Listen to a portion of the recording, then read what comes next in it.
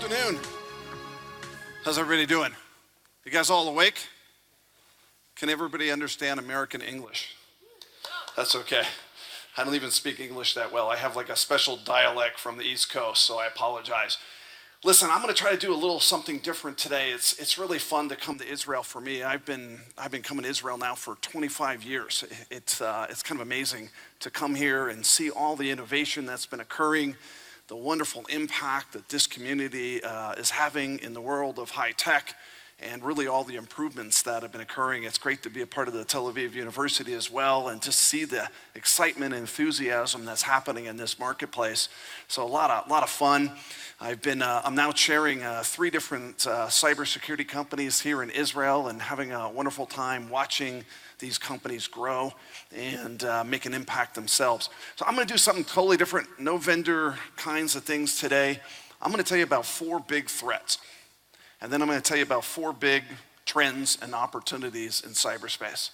I've been pretty fortunate the last 2 decades to be a part of a lot of interesting companies.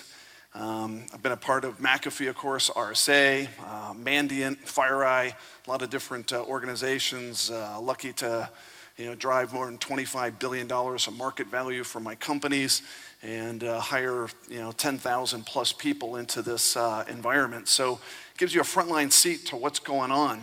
And I want to spend a moment maybe before I go into the future, maybe just to learn from the past just for a minute, because after responding to thousands and thousands of incident responses and kind of being on the front line between a lot of nation state activity and criminal activity, you get a little bird's eye view to what's happening. So maybe I could just pop that up a little bit and show you. I think about history this way, and some of you might have heard this before, but whenever mankind discovers a new domain, what happens? Well, we conflict over that domain, right? Discovery of lands, discovery of oceans, discovery of air, space, and now cyberspace. Over the centuries, we've always had major conflicts whenever a new domain has been discovered. And cyberspace is really no different than what we've been seeing for centuries on this planet. And it's interesting to watch, but there's some really fundamental differences in cyberspace, right? What's the biggest? We don't know who our enemies are. Very difficult to understand attribution. Anonymity on the internet has changed everything. Obfuscation of the attackers has changed the way we do things. When we had battles in lands and armies and armadas in the oceans and air wars, we always knew who our enemy was. A very different situation here in terms of what we have in cyberspace. What else is different? Asymmetrical theater, right? We live in a very different world. The offense and the defense are very different. In my 20 years here in cybersecurity, it's been interesting to watch how powerful the offense is, how weak the defense has been, and how the trends and technology get exploited. You add to that all the innovation that's occurring on, and now the integrity of the internet, and what do you have? Kind of a perfect storm in cyberspace. And if you look at all these attacks and danger levels over the last 2 decades, from hacktivism to crime to espionage to terrorism, from quantity-based viruses. How many of you know some of the old viruses? When I was CEO of McAfee, these things like I Love You virus, Melissa viruses, Code Red viruses, hit millions and millions of computers simultaneously. At one point in our McAfee engine, we had more than 100 million unique signatures. Imagine that, 100 million unique signatures. But that gave way to a lot of quality and highly targeted attacks. And I bore witness to a lot of those with FireEye and Mandiant. We ended up responding to more than 5,500 American breaches related to the Chinese military and organization around an IP war between 2 superpowers. Pretty big epiphanies for me as I watched what was occurring on there, all around stealing intellectual property, gaining advantage in innovation. We moved to the information warfare that we're now seeing between 2 more superpowers, and we have these really interesting chemistry, a petri dish of dangers and scenarios that are unfolding. So what are the biggest threats we're seeing? Oldies but goodies. Hopefully you can see the slide here. What's the number one thing we see in every attack, nearly every trend? Exploitation of human trust, right? If you go back to the 5,000 plus APT campaigns that we responded to, almost every single one of them started with what?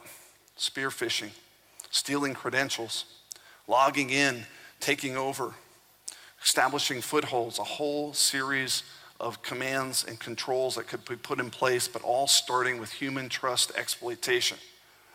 So how do we think about fixing that? So what are some of the biggest trends I see right now in high-tech communities? How do we think about authentication intelligence? I invested in a big company called CallSign, all about trying to create analytical behavioral intelligence to authenticate one peer to another peer. If we can stop valid credentials, we can maybe put a slowdown into spear phishing type attacks and credential type attacks. Probably still the largest one we see. Cyber extortion, of course. We saw Dorit talk about that, responding to a lot of ransomware. Some of the scarier ones that we start to see here is we're seeing a lot of ICS and IoT types of attacks, and I'll talk about that in a minute. If we think about our industrial control systems, our Internet of Things environments, offense and defense have a massively wide gap. So what things should we start to worry about as nation states, as vendors, as we start to see the list of all these types of attacks? And what's probably the biggest nemesis of security vendors? Privacy, right? We got the pendulum of privacy versus security. As the pendulum swings more to privacy, more difficulty with security. As it swings more towards security, more difficulty with privacy. So as that pendulum goes back and forth, we have a lot of trends, a lot of threats, and a lot of opportunities in this marketplace.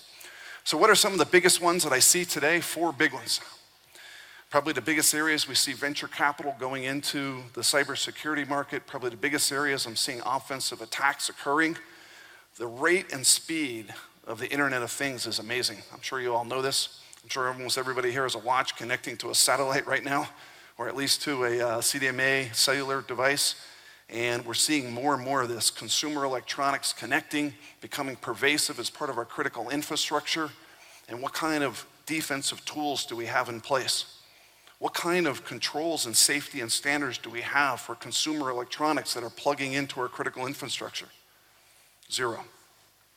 So when you start to think about what's at your home, when you think about what's at your office or at your corporation, where is the weakest links now in your architecture?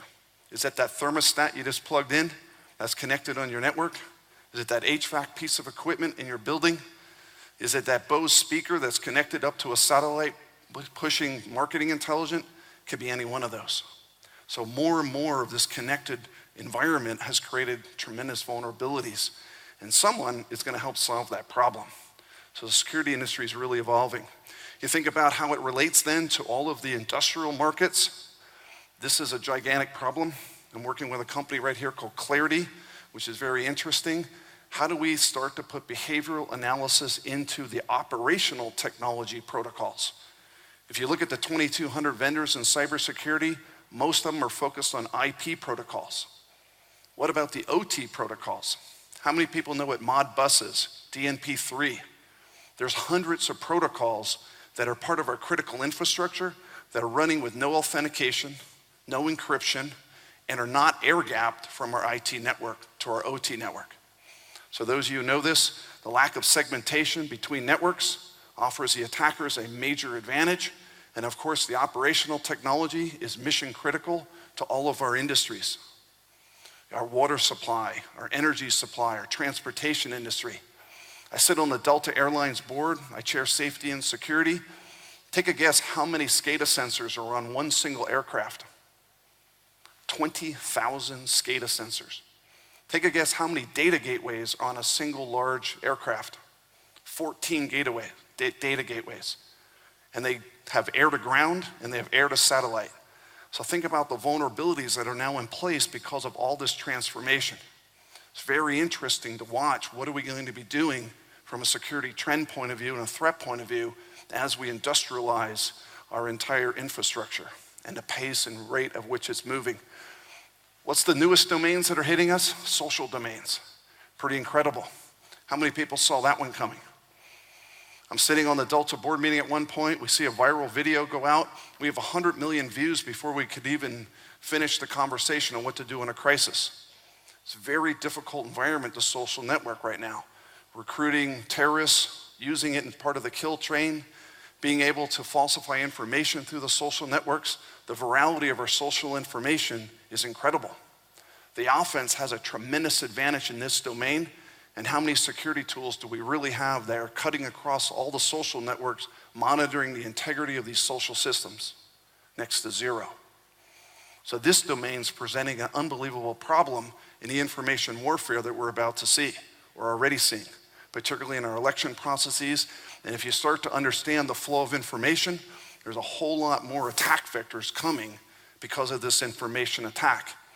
And who are the biggest victims? The social media companies in breaches over the last 18 months. So think about what's coming downstream. I draw back the analogy to 2008 when I responded to a breach from one called Operation Aurora. Do you guys remember this? This was made famous by Google. When China was after this, we discovered 153 breaches, all in high tech. What were they after? Source code, the bug databases. What were they trying to do? Vulnerability research, trying to discover 0 days so they could perpetrate more attacks downstream. What are we seeing now? A lot of breaches in the social media system. What's that gonna be?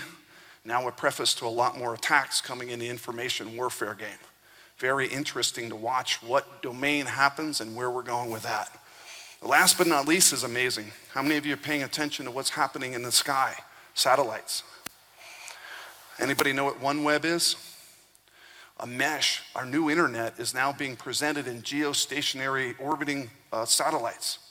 Most of the transponders are connecting up. Most of the devices are going from ground to sky, as opposed to fiber link on the ocean floor. What kind of security do we have from there to satellite? Think about the data exfiltration problems in the command and control servers when you have data exfiltration moving from ground to satellite. What kind of air defense system do we have for that? How do we stop a DDoS attack on a satellite? What kind of protocols do they have? What kind of authentication is there? What kind of identity controls are there? Not a lot.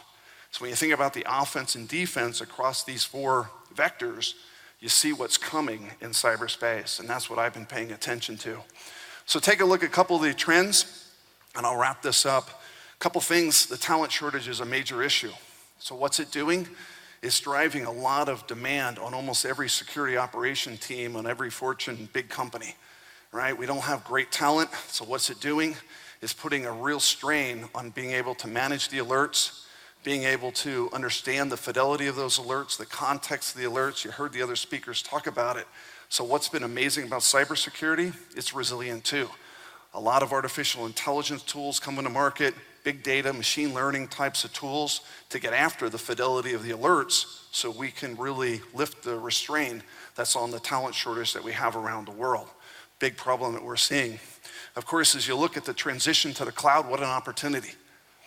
I often talk about the Maginot Line, which between World War I and World War II, the French built, of course. And what did we learn from that? Almost the same thing we're learning in today's cybersecurity. The defense in depth architecture at the perimeter is easy to evade. So how do we learn as we move to the cloud on how to improve that security? And by the way, there's a lot of improvements we can do as we move to infrastructure in the cloud. So last but not least, you can see some of the tools that are occurring here. It's fun to watch artificial intelligence. It's fun to watch AI integrate with everything that we're a part of. And ultimately, we're starting to see a lot of wonderful trends moving in the direction of solving these new domains. So I hope that helps you a little bit and hope you understand, at least from my perspective, what I'm seeing in the marketplace, and wish you all well. Thank you very much. Thank you. Thanks, Dave. Thanks, Lee. Out of all the technologies you mentioned, is there something that should be very relevant very briefly to the nations that they develop, or it's all commercially to develop and let the companies compete on these until something comes up? Yeah, Doreen, the one that I'm most interested in is our satellite service providers right now, because when you think about the fiber and the way our internet was first built, the large broadband providers had a lot of security opportunity. The government can work with that. As we think about our great satellite service providers, how are we going to learn from the past to the future? And perhaps as we start to see the new internet, our nationwide defenses need to include the satellites, of course. Very good. Thank you very much. Thanks, guys. With that, we're going to move to Bruce